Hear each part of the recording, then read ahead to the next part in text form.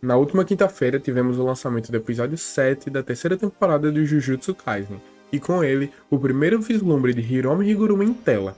Com o episódio 8 e a batalha contra o advogado se aproximando, acho que mais do que nunca é um bom momento para aproveitar e falar um pouco sobre ele.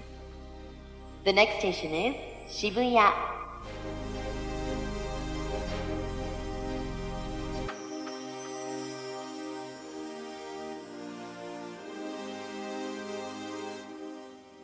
Afinal, se você já viu a capa do volume 19 do mangá de Jujutsu ou prestou atenção aos detalhes da abertura da terceira temporada, talvez tenha se perguntado uma coisa: por que Higuruma carrega um girassol? E na verdade, essa é uma pergunta com muitas respostas possíveis. Mas, se você é familiarizado com os jogos da franquia Ace Attorney, talvez já tenha percebido que o emblema dos advogados de defesa do Japão é uma balança de precisão cercada por 16 pétalas douradas, representando um girassol e todo o seu simbolismo de liberdade.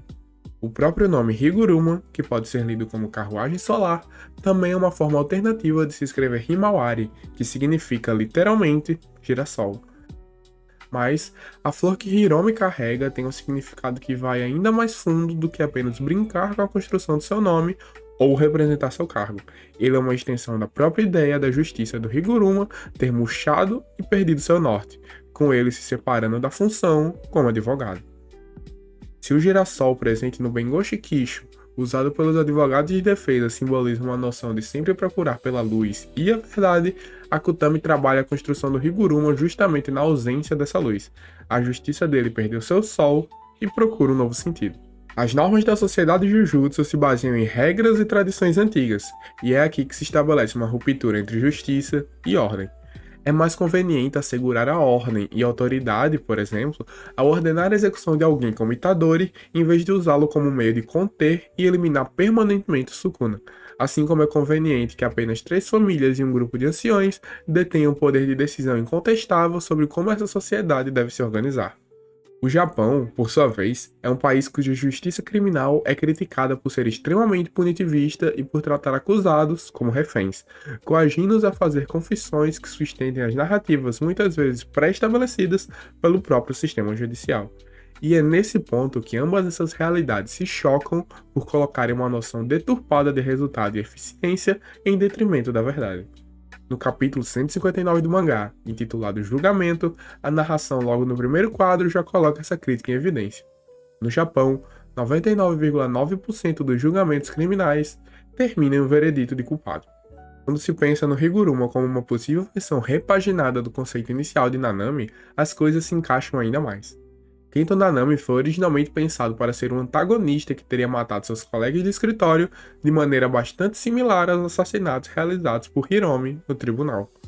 Ambos são personagens que questionam a lógica japonesa de sempre priorizar resultados e não pessoas. Porém, no caso do Nanami, isso é mais voltado para uma lógica de produtividade e trabalho do que de justiça. Para ele, não fazia sentido uma vendedora do mercadinho ser considerada sem valor, enquanto homens de negócios como ele são considerados indispensáveis para a sociedade. Essa insatisfação foi o que o levou a retomar a carreira como feiticeiro em busca de lutar por algo que pudesse fazer sentido. E esse mesmo tipo de satisfação foi o combustível para Higuruma buscar sentido na migração à extinção.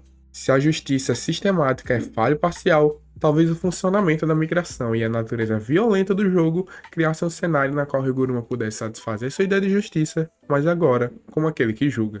O juiz, Shikigami ligado ao feitiço de Higuruma, parece refletir e intensificar toda essa angústia e agressividade reprimidas, essa busca visceral por fazer a coisa certa.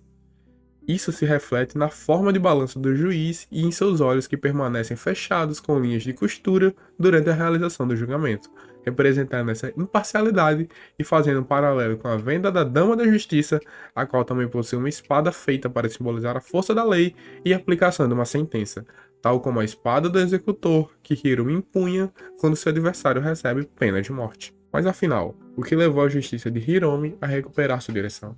Essa é uma resposta que nos leva de volta aos paralelos entre Higuruma e Nanami. Kento enxerga em Itadori uma chance de preservar a memória de Haibara, além de prepará-lo para lidar com os sofrimentos que cercam a existência de um feiticeiro sem se distanciar de sua bússola moral.